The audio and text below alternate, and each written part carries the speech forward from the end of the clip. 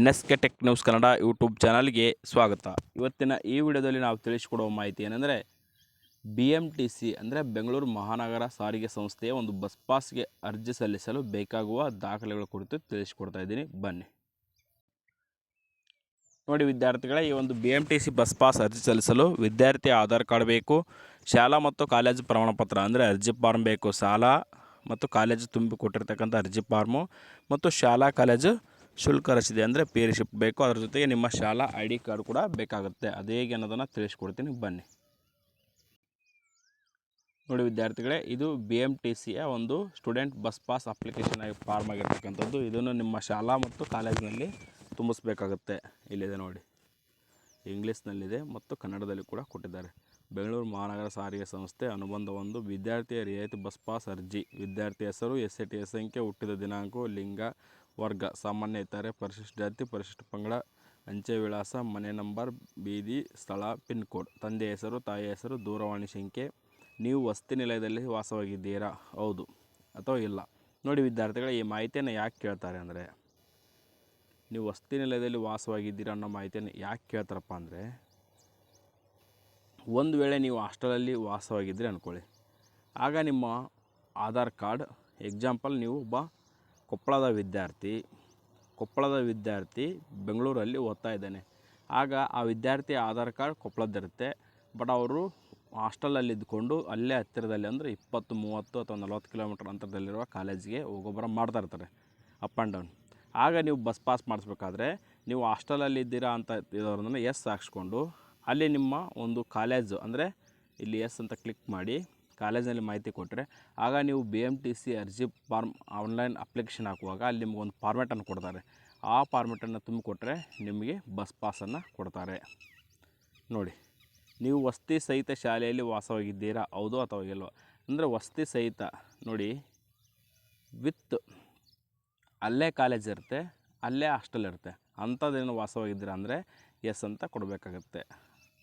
ನೋಡಿ, ವಿದ್ಯಾಸಂಸ್ಥೆಯಿಂದ ದೃಢೀಕರಣ ಪ್ರಮಾಣಪತ್ರ ಕೂಡ ಇಲ್ಲೇ ಕೊಟ್ಟಿದ್ದಾರೆ. ನೋಡಿ, ಮೇಲೆ ನಮೂನೆಯಲ್ಲಿ ನೀಡಿರುವ ಮಾಹಿತಿಗಳು ದಾಖಲೆ ಪ್ರಕಾರ ಸರಿಯಾಗಿದೆ ಮತ್ತು ಸದರಿ ವಿದ್ಯಾರ್ಥಿ 2024-25 ಸಾಲಿನಲ್ಲಿ ನಮ್ಮ ವಿದ್ಯಾಸಂಸ್ಥೆಯಲ್ಲಿ ವ್ಯಾಸಂಗ ಮಾಡುತ್ತಿದ್ದಾರೆ. ವಿದ್ಯಾರ್ಥಿ ಒಂದು ದಾಖಲಾತಿ ಸಂಖ್ಯೆಯನ್ನು ಎಂಟರ್ ಮಾಡಬೇಕು ಮತ್ತು ವಿದ್ಯಾಸಂಸ್ಥೆ ಮುಖ್ಯಸ್ಥರ ಅಂದರೆ ಕಾಲೇಜ್ ಪ್ರಿನ್ಸಿಪಾಲ್ ಅವರ ಸಹಿ ಮತ್ತು ಕಾಲೇಜಿನ ಸೀಲ್ ಹಾಕಬೇಕು. ಸ್ಕೂಲ್ ಆಗಿದ್ದರೆ ಹೆಡ್ ಮಾಸ್ಟರ್ ಒಂದು ಸೈನ್ ಮತ್ತು ಸೀಲನ್ನು ಹಾಕಿಸ್ಬೇಕು. ನೆಕ್ಸ್ಟ್ ನೋಡಿ ವಿದ್ಯಾರ್ಥಿಗಳೇ, BMTC ಬಸ್ ಪಾಸ್ ಅಪ್ಲಿಕೇಶನ್ ಅಂತ ಆನ್ಲೈನಲ್ಲಿ ಕ್ಲಿಕ್ ಮಾಡಿದ ನಂತರ ಈ ಥರ ಒಂದು ಆಪ್ಷನ್ ಬರುತ್ತೆ BMTC ಅಂತ, ಇದನ್ನು ಕ್ಲಿಕ್ ಮಾಡಿ. ನೋಡಿ, ಈ ಥರ ಒಂದು ಪೇಜ್ ಓಪನ್ ಆಗುತ್ತೆ. ಇಲ್ಲಿದೆ ನೋಡಿ, ಶಿಕ್ಷಣ ಸಂಸ್ಥೆಗಳ ನೋಂದಣಿ, ಸ್ಕೂಲ್ ರಿಜಿಸ್ಟ್ರೇಷನ್. ತದನಂತರ ಇಲ್ಲಿ ಕೆಳಗಡೆ ಅಪ್ ಟು 10th ಈ ಬಸ್ ಪಾಸ್ ಅರ್ಜಿ ಸಲ್ಲಿಸಲು 10th ಲಿಂಕು, CBSE ಸ್ಟೂಡೆಂಟಿಗಿರೋ ಲಿಂಕು, ತದನಂತರ PUC ವಿದ್ಯಾರ್ಥಿಗಳಿಗಿರುವ ಲಿಂಕು, ಡಿಗ್ರಿ ವಿದ್ಯಾರ್ಥಿಗಳಿಗಿರುವ ಲಿಂಕು, ತದನಂತರ ವಿಶೇಷ ಶಾಲೆಗಳಿಗೆ ಇರುವ ಲಿಂಕ್ ಇದು. ತದನಂತರ ನೀವು ನಿಮ್ಮ ಬಸ್ ಪಾಸ್ಗೆ ಅರ್ಜಿ ಸಲ್ಲಿಸಿದ ನಂತರ ಸ್ಕೆಡ್ಯೂಲ್ ಅಂದರೆ ನೀವು ಯಾವ ಡೇಟಿಗೆ ಹೋಗಿ ಬಸ್ ಪಾಸನ್ನು ತೊಗೊಳ್ತೀರ ಅನ್ನೋದನ್ನು ನೀವೇ ಡಿಸೈಡ್ ಮಾಡಿಕೊಂಡು, ನಾನು ಹೇಳಿದ್ನಲ್ಲ ಆ ದಾಖಲಾತಿಗಳನ್ನು ತೆಗೆದುಕೊಂಡು ಹೋಗಿ ನೀವು ಬಸ್ ಪಾಸನ್ನು ತೆಗೆದುಕೊಳ್ಬೋದು ಮತ್ತು ನಿಮ್ಮ ಅರ್ಜಿ ಸ್ಥಿತಿಯನ್ನು ಇಲ್ಲಿ ತಿಳ್ಕೊಳ್ಬೋದು ವಿದ್ಯಾರ್ಥಿಗಳೇ. ಇಲ್ಲಿದೆ ನೋಡಿ, ಇಲ್ಲಿ ನಿಮ್ಮ ಬಸ್ ಪಾಸ್ನ ಅರ್ಜಿ ಮಾಹಿತಿಯನ್ನು ತಿಳ್ಕೊಳ್ಬೋದು. ಈ ಉದಾಹರಣೆಗೆ ನಾನೊಂದು ತೋರಿಸ್ತೀನಿ ನೋಡಿ, PUC ತೋರಿಸ್ತೀನಿ. ಈ ಥರ ಪೇಜ್ ಓಪನ್ ಆಗುತ್ತೆ. ಇಲ್ಲಿ ಅರ್ಜಿದಾರ ವಿವರಗಳು ಬರ್ತವೆ. Class first PUC, SATS number ಇದ್ದರೆ SATS ನಂಬರ್ ಅಂತ ಕ್ಲಿಕ್ ಮಾಡಬೇಕು. ಡೇಟ್ ಆಫ್ ಬರ್ತ್ ಮತ್ತು SATS ನಂಬರ್ ಹಾಕಿದರೆ ಆಟೋಮೆಟಿಕ್ಸ್ ತಾನೇ ಡೀಟೇಲ್ಸ್ ಫಿಲಪ್ ಆಗುತ್ತೆ. ಇದು ಒಂದು ರೀತಿ ಆಯಿತು. ಇನ್ನೊಂದು ರೀತಿ ನಿಮಗೆ ತೋರಿಸ್ಕೊಡ್ತೀನಿ, ಬನ್ನಿ ವಿದ್ಯಾರ್ಥಿಗಳೇ. ಇದೇ ರೀತಿ ನೀವು BMTC ಬಸ್ ಪಾಸ್ ಅಪ್ಲಿಕೇಶನ್ ಅಂತ ಹೊಡೆದಾಗ ಇಲ್ಲಿ ಕೆಳಗೆ ಇನ್ನೊಂದು ಆಪ್ಷನ್ ಬರುತ್ತೆ ನೋಡಿ, ಇದನ್ನು ಕ್ಲಿಕ್ ಮಾಡಿ. ಬೆಂಗಳೂರು ಮಹಾನಗರ ಸಾರಿಗೆ ಸಂಸ್ಥೆ ಅಫಿಷಿಯಲ್ ವೆಬ್ಸೈಟ್ ಇದು. ಇಲ್ಲಿ ಕೆಲವೊಂದಿಷ್ಟು ಮಾಹಿತಿ ಕೊಟ್ಟಿದ್ದಾರೆ, ನಿಮಗೆ ಓದ್ತಾ ಹೋಗ್ತೀನಿ ನೋಡಿ. ನೋಡಿ ವಿದ್ಯಾರ್ಥಿಗಳೇ, 2024-25 ಸಾಲಿನ ವಿದ್ಯಾರ್ಥಿ ಬಸ್ ಪಾಸ್ನ ಆನ್ಲೈನ್ ಅರ್ಜಿಯನ್ನು ನೀವು ಬೆಂಗಳೂರು ಮಹಾನಗರ ಸಾರಿಗೆ ಸಂಸ್ಥೆ ವೆಬ್ಸೈಟ್ನಲ್ಲಿ ಅರ್ಜಿ ಸಲ್ಲಿಸ್ಬೋದು. ಇಲ್ಲಿ ಕೊಟ್ಟಿದ್ದಾರೆ ನೋಡಿ, ನಾನು ಇದೇ ತೋರಿಸಿದ್ನಲ್ವಾ, ಆ ಒಂದು ಅಫಿಷಿಯಲ್ ವೆಬ್ಸೈಟ್ನಲ್ಲಿ ಕೂಡ ಅರ್ಜಿಯನ್ನು ಸಲ್ಲಿಸ್ಬೋದು ಅಥವಾ ಬೆಂಗಳೂರು ಕೌಂಟರ್ಗಳಲ್ಲಿ ಅರ್ಜಿ ಸಲ್ಲಿಸ್ಬೋದು. ಸೇವಾ ಸಿಂಧು ಪೋರ್ಟಲಲ್ಲಿ ಕೂಡ ಅರ್ಜಿಯನ್ನು ಸಲ್ಲಿಸಬಹುದು. ಪ್ರಸ್ತುತ ಪ್ರೆಸೆಂಟಾಗಿ ಡಿಗ್ರಿ, ವೃತ್ತಿಪರ, ಇಂಜಿನಿಯರಿಂಗ್, ತಾಂತ್ರಿಕ ಅಂದರೆ ಟೆಕ್ನಿಕಲ್ ಕೋರ್ಸ್, ವೈದ್ಯಕೀಯ ಕೋರ್ಸ್, ಸಂಜೆ ಕಾಲೇಜು, PhD ವಿದ್ಯಾರ್ಥಿಗಳ ಪಾಸ್ಗಳನ್ನು ವಿತರಣೆ ಮಾಡಲು ಕ್ರಮ ಕೈಗೊಳ್ಳಲಾಗಿದೆ. ಬೆಂಗಳೂರು ಮಹಾನಗರ ಸಾರಿಗೆ ಸಂಸ್ಥೆ ವಿದ್ಯಾರ್ಥಿಗಳ ಹಿತವನ್ನು ಗಮನದಲ್ಲಿಟ್ಟುಕೊಂಡು ಸರ್ಕಾರದ ನಿರ್ದೇಶನದಿಂದ ಉಚಿತ ಮತ್ತು ರಿಯಾಯಿತಿ ದರದಲ್ಲಿ ವಿದ್ಯಾರ್ಥಿ ರಿಯಾಯಿತಿ ಪಾಸ್ಗಳನ್ನು ವಿತರಣೆ ಮಾಡುತ್ತಿದೆ. ಅದರಂತೆ 2024-25ನೇ ಸಾಲಿನ ವಿದ್ಯಾರ್ಥಿ ಬಸ್ ಪಾಸಿಗೆ ಆನ್ಲೈನ್ ಮೂಲಕ ಅರ್ಜಿ ಸ್ವೀಕರಿಸಿ. ನೋಡಿ, ನಿಮ್ಮ ಬಸ್ ಪಾಸನ್ನು ಆನ್ಲೈನ್ ಮೂಲಕ ಅರ್ಜಿ ಹಾಕ್ತೀರಿ.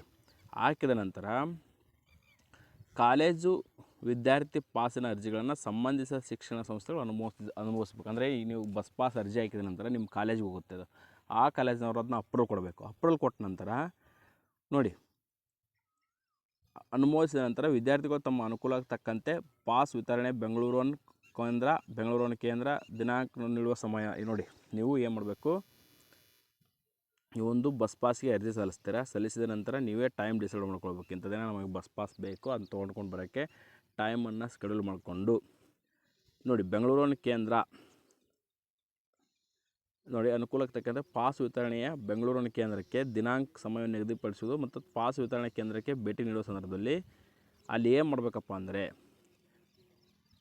ನಿಮ್ಮ ಒಂದು ಸ್ವೀಕೃತಿ ಪತ್ರ, ಅಕ್ಲಾಸ್ಮೆಂಟ್, ಅರ್ಜಿ ಸಲ್ಲಿಸಿರತಕ್ಕಂಥ ಅಕ್ಲಾಸ್ಮೆಂಟು, ಶಾಲಾ ಅಥವಾ ಕಾಲೇಜಿನ ಗುರುತಿನ ಚೀಟಿ ಅಂದರೆ ID ಕಾರ್ಡು ಅಥವಾ ಪಿ ರಿಸಿಪ್ಟು ಅಥವಾ ಶಾಲಾ ಮುಖ್ಯಸ್ಥರನ್ನು ದೃಢೀಕರಿಸಿದ ಈ ಒಂದು ದೃಢೀಕರಿಸಿರ್ತಕ್ಕಂಥ ಒಂದು ಪತ್ರ ಇರುತ್ತೆ, ಅದನ್ನು ಹಾಜರುಪಡಿಸಬೇಕು. ವಿದ್ಯಾರ್ಥಿ ಪಾಸುಗಳನ್ನು ಬೆಳಗ್ಗೆ 8ರಿಂದ ಸಂಜೆ 6:30 ಅಂದರೆ 6:30ವರೆಗೂ ಎಲ್ಲ ದಿನಗಳಲ್ಲಿ ಬೆಂಗಳೂರು ಕೇಂದ್ರಗಳಲ್ಲಿ ವಿತರಿಸಲಾಗುತ್ತದೆ. ನಿಮ್ಮ ಬಸ್ಗಳಲ್ಲಿ ಕೊಡ್ತಾರೆ, ಬೆಂಗಳೂರು ಕೇಂದ್ರಗಳಲ್ಲಿ ಮಾತ್ರ ನಿಮ್ಮ ಬಸ್ ಪಾಸ್ಗಳನ್ನು ಕೊಡ್ತಾರೆ. ಇಲ್ಲಿ ಕೆಲವೊಂದಿಷ್ಟು ಮಾಹಿತಿ ಬೇಕಾದರೆ ನಿಮಗೆ ಓದ್ಕೊಳ್ಳಿ. ಎಲ್ಲ ಮಾಹಿತಿಯನ್ನು ಓದ್ಕೊಂಡು ಇಲ್ಲಿ ಕೆಲವೊಂದಿಷ್ಟು ನಾನು ಓದಿದ್ದೀನಿ. ಇದರಲ್ಲಿ ಏನಿದೆಯಪ್ಪ ಅಂದರೆ ಕೆಲವೊಂದಿಷ್ಟು ಎಷ್ಟೆಷ್ಟಪ್ಪ ಬಸ್ ಪಾಸ್ಗೆ ಅನ್ನೋ ಮಾಹಿತಿ ಇದೆ. ಅದ್ರ ಜೊತೆಗೆ ಬೆಂಗಳೂರಿನ ಕೌಂಟರ್ಗಳ ಪಟ್ಟಿ ಇದೆ. ಒಂದು 10th ವಿದ್ಯಾರ್ಥಿಗಳಾಗಿದ್ದರೆ ಅರ್ಜಿ ಫಾರ್ಮೆಟ್ ಇದೆ. ಏನ್ರಿ, ವಿದ್ಯಾರ್ಥಿ ಬಸ್ ಪಾಸ್ ಸಂಕ್ಷಿಪ್ತ ಟಿಪ್ಪಣಿ ಕೂಡ ಕೊಟ್ಟಿದ್ದಾರೆ. ಎಲ್ಲ ಮಾಹಿತಿ ಇದೆ, ಅದನ್ನು ನೋಡಿಕೊಂಡು ನೀವು ಸ್ಟಡಿ ಮಾಡ್ಕೊಳ್ಳಿ. ನೆಕ್ಸ್ಟ್ ಇನ್ನೊಂದು ಮಾಹಿತಿ ತಿಳಿಸ್ತೀನಿ ಬನ್ನಿ. ನೋಡಿ ವಿದ್ಯಾರ್ಥಿಗಳೇ, ಗೂಗಲಲ್ಲಿ ಸೇವಾ ಸಿಂಧು ಲಾಗಿನ್ ಅಂತ ಕ್ಲಿಕ್ ಮಾಡಿ. ಕ್ಲಿಕ್ ಮಾಡಿದ ನಂತರ ಇದೆ ನೋಡಿ, ಇದೇ ಆಪ್ಷನನ್ನು ತೊಗೊಳ್ಬೇಕು. ತೊಗೊಂಡ ನಂತರ ಈ ಥರ ಒಂದು ಪೇಜ್ ಓಪನ್ ಆಗುತ್ತೆ. ಇಲ್ಲಿ ನಿಮ್ಮ ಮೊಬೈಲ್ ನಂಬರ್ ಮತ್ತು OTP ಹಾಕಿ ಲಾಗಿನ್ ಆಗಬೇಕು. ಅಲ್ಲಿ ನಿಮ್ಮ ಮೊಬೈಲ್ ನಂಬರ್ ಮತ್ತು OTP ಅಥವಾ ಪಾಸ್ವರ್ಡ್ ಅಥವಾ OTP ಹಾಕಿದ ನಂತರ ಮತ್ತೊಂದು ಈ ಥರ ಪೇಜ್ ಓಪನ್ ಆಗುತ್ತೆ. ಇಲ್ಲಿ ಸೇಮ್ ಅದನ್ನೇ ಎಂಟರ್ ಮಾಡಿ ಅಲ್ಲಿ ಕ್ಲಿಕ್ ಮಾಡಿದಾಗ ಈ ಥರ ಒಂದು ಪೇಜ್ ಓಪನ್ ಆಗುತ್ತೆ. ಇಲ್ಲಿ ಅಪ್ಲೈ ಫಾರ್ ಸರ್ವಿಸ್ ಅಂತ ಇದೆ, ಇದನ್ನ ಕ್ಲಿಕ್ ಮಾಡ್ಕೊಳ್ಳಿ. ಇಲ್ಲಿ ವ್ಯೂ ಅವೈಲೇಬಲ್ ಸರ್ವಿಸ್ ಅಂತ ಬರುತ್ತೆ, ಇದನ್ನು ಕ್ಲಿಕ್ ಮಾಡಿ. ತದನಂತರ ಇಲ್ಲಿ ಸರ್ಚ್ ಬಾರ್ಸ್ನಲ್ಲಿ BMTC ಅಂತ ಸರ್ಚ್ ಮಾಡಿ. ನೋಡಿ, ಇಲ್ಲಿ BMTC ಓಪನ್ ಆಯಿತು. ಇಲ್ಲಿ ಫಿಸಿಕಲಿ ಚಾಲೆಂಜ್ಡ್ ಪರ್ಸನ್ದೊಂದು ಲಿಂಕ್ ಇದೆ, ಅದು ಬಿಟ್ಬಿಡಿ. ಇಲ್ಲಿ ನೋಡಿ ಕೆಳಗಡೆ ಇದೆ ನೋಡಿ ಆಪ್ಷನ್ನು, application to schedule and appointment for BMTC bus pass. ಅಂದರೆ ನೀವು ಆಲ್ರೆಡಿ ಅರ್ಜಿ ಹಾಕಿರ್ತೀರ, ನಿಮ್ಮ ಕಾಲೇಜ್ ಅಪ್ರೂವಲ್ ಮಾಡಿದ ನಂತರ ನೀವು ಇಲ್ಲಿ ಕ್ಲಿಕ್ ಮಾಡಿಕೊಂಡು ಅಥವಾ ಅಲ್ಲಿ ಆ ಪೇಜಲ್ಲಿ ಹೇಳಿದ್ನಲ್ಲ ಬೆಂಗಳೂರು BMTC ಆಫೀಸಿಯಲ್ ವೆಬ್ಸೈಟ್ನಲ್ಲಿ ಕೂಡ ನೀವು ಟೈಮನ್ನು ಸ್ಕೆಡ್ಯೂಲ್ ಮಾಡ್ಕೊಳ್ಬೋದು ಅಥವಾ ಇಲ್ಲಾದರೂ ಮಾಡ್ಕೊಳ್ಬೋದು. ತದನಂತರ ಇಲ್ಲಿ ನೋಡಿ application for BMTC student bus pass ಅಂತ ಇದೆ, ಇದನ್ನಾದರೂ ಕ್ಲಿಕ್ ಮಾಡಿ. ಫಸ್ಟ್ ಎರಡು ತೋರಿಸ್ಬಿಡ್ತೀನಿ. ಇಲ್ಲಿ ನೋಡಿ, first application for BMTC student bus pass ಇದೆ ಅಲ್ಲ, ಇದನ್ನು ಕ್ಲಿಕ್ ಮಾಡ್ತೀನಿ. ನೋಡಿ, ಈ ಥರ ಮಾಡಿದಾಗ ಇಲ್ಲಿ ಒಂದು ಡೌನ್ಲೋಡ್ ಫಾರ್ಮೆಟ್ ಅಂದರೆ ಈ ಕಾಲೇಜ್ ತುಂಬಿಕೊಡೋ ಫಾರ್ಮೆಟ್ ಓಪನ್ ಆಗುತ್ತೆ. ಆಲ್ರೆಡಿ ನಿಮ್ಗೆ ಇದನ್ನು ತೋರಿಸಿದ್ದೀನಿ, ಇದು ಬೇಕಾದ್ರೆ ನೀವು ಡೌನ್ಲೋಡ್ ಮಾಡ್ಕೊಳ್ಳಿ. ತದನಂತರ ಪ್ರೊಸೀಡ್ ಟು ಅಪ್ಲೈ ಅಂತ ಇರುತ್ತೆ, ಇದನ್ನು ಕ್ಲಿಕ್ ಮಾಡಿ. ನೋಡಿ ವಿದ್ಯಾರ್ಥಿಗಳೇ, ಇಲ್ಲಿ BMTC ಬಸ್ ಪಾಸ್ಗೆ ಒಂದು ಅರ್ಜಿ ಫಾರ್ಮೆಟ್ ಓಪನ್ ಆಯಿತು. ಇಲ್ಲಿ ಕೆಲವೊಂದಿಷ್ಟು ಸೂಚನೆ ಕೊಟ್ಟಿದ್ದಾರೆ. ಇಂಪಾರ್ಟೆಂಟ್ ಒಂದು ಸೂಚನೆ ಇದೆ, ತಿಳಿಸ್ಕೊಟ್ಬಿಡ್ತೀನಿ. ಏನಪ್ಪ ಅಂದರೆ ನೋಡಿ, ಶಾಲಾ ಕಾಲೇಜು ವಿದ್ಯಾರ್ಥಿಗಳು ಬಸ್ ಪಾಸ್ಗೆ ಅರ್ಜಿಯನ್ನು ಸಲ್ಲಿಸ್ಬೋದು. ಇದು ಸರ್ವಿಸ್ ಯಾರಿಗಪ್ಪ ಅಂದರೆ ಶಾಲಾ ಕಾಲೇಜು ವಿದ್ಯಾರ್ಥಿಗಳಿಗೆ. ಇಲ್ಲಿ ಎಲಿಜಿಬಿಲಿಟಿ ಸ್ಟೂಡೆಂಟ್ ಇರ್ತಾರೆ. ಪೂರಕ ದಾಖಲಾತಿಗಳು ಏನೇನು ಬೇಕಪ್ಪ ಅಂದರೆ ಶಾಲಾ ಕಾಲೇಜು 2024-25 ಶೈಕ್ಷಣಿಕ ವರ್ಷದ ಶುಲ್ಕ ಪಾವತಿ ರಸೀದಿ. ನೋಡಿ, ಈ ಒಂದು ನಾನ್ SATA ಸ್ಟೂಡೆಂಟ್ ಇದ್ದರೆ ಅಂದರೆ ಸ್ಟೂಡೆಂಟ್ ಅಚೀವ್ಮೆಂಟ್ ಟ್ರ್ಯಾಕಿಂಗ್ ಸಿಸ್ಟಮ್ನಲ್ಲಿ ನಿಮ್ಮ ಒಂದು ಇಲ್ಲ ಅಂದರೆ, ಈ ಉದಾಹರಣೆಗೆ 1ನೇ ತರಗತಿಯಿಂದ PUC ಸೆಕೆಂಡ್ PUC ವಿದ್ಯಾರ್ಥಿಗಳಿಗೆ SATA ಇರುತ್ತೆ, ಅವರಿಗೆ ಪಿ ರಿಸಿಪ್ಟ್ ಅವಶ್ಯಕತೆ ಇಲ್ಲ ಅರ್ಜಿ ಸಲ್ಲಿಸಬೇಕಾದ್ರೆ. ಒಂದು ವೇಳೆ SC ST ಸ್ಟೂಡೆಂಟ್ ಆಗಿದ್ದರೆ ಅವರು ಒಂದು ಕ್ಯಾಸ್ಟ್ ಆ್ಯಂಡ್ ಇನ್ಕಮ್ ಸರ್ಟಿಫಿಕೇಟ್ ಬೇಕು. ಆ ರೀತಿ ನೋಡಿ, ನೀವು SATC ಇಲ್ಲಾಂದರೆ ನೀವೇನು ಮಾಡಬೇಕಪ್ಪ ಅಂದರೆ UUCMC ಮೂಲಕ ಸಲ್ಲಿಸಲಾಗುವ ವಿದ್ಯಾರ್ಥಿ ಪಾಸ್ಗಳನ್ನು ನೇರವಾಗಿ BMTC ಅನುಮೋದನೆಗೆ ಕಳಿಸಲಾಗುವುದು. ಅಂದರೆ ಈ ಒಂದು ಡಿಗ್ರಿ ವಿದ್ಯಾರ್ಥಿಗಳ ಬಸ್ ಪಾಸ್ಗಳನ್ನು BMTC ಅನುಮೋದನೆ ಮಾಡುತ್ತೆ, ಶಾಲಾ ಕಾಲೇಜುಗಳಲ್ಲಿ ಅನುಮೋದನೆ ಮಾಡಲ್ಲ. ನೋಡಿ, BMTC ಅನುಮೋದನೆ ನಂತರ ವಿದ್ಯಾರ್ಥಿಗಳ ಹತ್ತಿರದ ಬೆಂಗಳೂರಿನ ಕೇಂದ್ರದಿಂದ ಪಾಸನ್ನು ಪಡೆಯಲು ದಿನಾಂಕ ಮತ್ತು ಸಮಯ ನಿಗದಿಪಡಿಸಿಕೊಂಡು ವಿದ್ಯಾರ್ಥಿ ಬಸ್ ಪಾಸನ್ನು ತಾವೇ ತೆಗೆದುಕೊಳ್ಬೋದು. ತದನಂತರ ನೋಡಿ, ನಿಮ್ಮ ಶಾಲಾ ಕಾಲೇಜಿನ ಹೆಸರು ಈ ಕೆಳಗಿನ ಪಟ್ಟಿಯಲ್ಲಿ ಲಭ್ಯವಿಲ್ಲದಿದ್ದರೆ ನೀವು ನಿಮ್ಮ ಶಾಲೆಯ ಕಾಲೇಜಿನ ಮುಖ್ಯಸ್ಥರನ್ನು ಭೇಟಿ ಮಾಡಿ ಶಾಲಾ ಕಾಲೇಜನ್ನು ನೋಂದಾಯಿಸಿಕೊಳ್ಳಲು ತಿಳಿಸ್ಬೋದು. ಈಗ ಆನ್ಲೈನ್ ಮೂಲಕ ಅರ್ಜಿ ಸಲ್ಲಿಸಬೇಕಾದ್ರೆ ನೀವು ಕಾಲೇಜನ್ನು ಸೆಲೆಕ್ಟ್ ಮಾಡ್ಕೊಳ್ಬೇಕು. ಕಾಲೇಜ್ ಆ ಡೀಟೇಲ್ಸಲ್ಲಿ ಇಲ್ಲ ಅಂದರೆ ನೀವು ನಿಮ್ಮ ಶಾಲೆಗೆ ಭೇಟಿ ನೀಡಿ ಅಥವಾ ಕಾಲೇಜಿಗೆ ಭೇಟಿ ನೀಡಿ ನಿಮ್ಮದು ಹಿಂಗೆ ಈ ಒಂದು BMTCಗೆ ಬಸ್ ಪಾಸ್ ಅರ್ಜಿ ಸಲ್ಲಿಸುವಾಗ ನಿಮ್ಮ ಕಾಲೇಜ್ ಮಾಹಿತಿ ಬರ್ತಾಯಿಲ್ಲ ಅಂತ ಹೇಳಿದರೆ ಅವರು ರಿಜಿಸ್ಟ್ರೇಷನ್ ಮಾಡ್ಕೊಳ್ತಾರೆ. ತದನಂತರ ನೋಡಿ, ವಿದ್ಯಾರ್ಥಿ ಬಸ್ ಪಾಸ್ ವಿತರಣೆಗೆ ವಿದ್ಯಾರ್ಥಿ ಫೋಟೋವನ್ನು ಬೆಂಗಳೂರು ಕೇಂದ್ರ ಸೆಂಟರ್ನಲ್ಲಿ ಸೆಳೆಯಲಾಗುತ್ತದೆ. ಅದರಿಂದ ಭೌತಿಕ ಉಪಸ್ಥಿತಿ ಕಡ್ಡಾಯ. ನೋಡಿ, ನೀವು ಬಸ್ ಪಾಸ್ ತೆಗೆದುಕೊಳ್ಬೇಕಾದ್ರೆ ನಿಮ್ಮ ಒಂದು ಬೆಂಗಳೂರಿನ ಕೇಂದ್ರಗಳಲ್ಲಿ ನಿಮ್ಮ ಫೋಟೋವನ್ನು ಭೌತಿಕವಾಗಿ ಅಂದರೆ ಲೈವ್ ಆಗಿ ನಿಮ್ಮ ಫೋಟೋವನ್ನು ತಗೊಂಡು ಅದೇ ಫೋಟೋವನ್ನು ನಿಮ್ಮ ಬಸ್ ಪಾಸ್ಗೆ ಅಪ್ಲೋಡ್ ಮಾಡಿ ಕೊಡ್ತಾರೆ. ಹಾಗಾಗಿ ನೀವೇ ಹೋಗಬೇಕು, ಬೇರೆ ಯಾರನ್ನು ಕಳಿಸಿದ್ರು ಬಸ್ ಪಾಸ್ ಕೊಡಲ್ಲ. ತದನಂತರ ನೋಡಿ,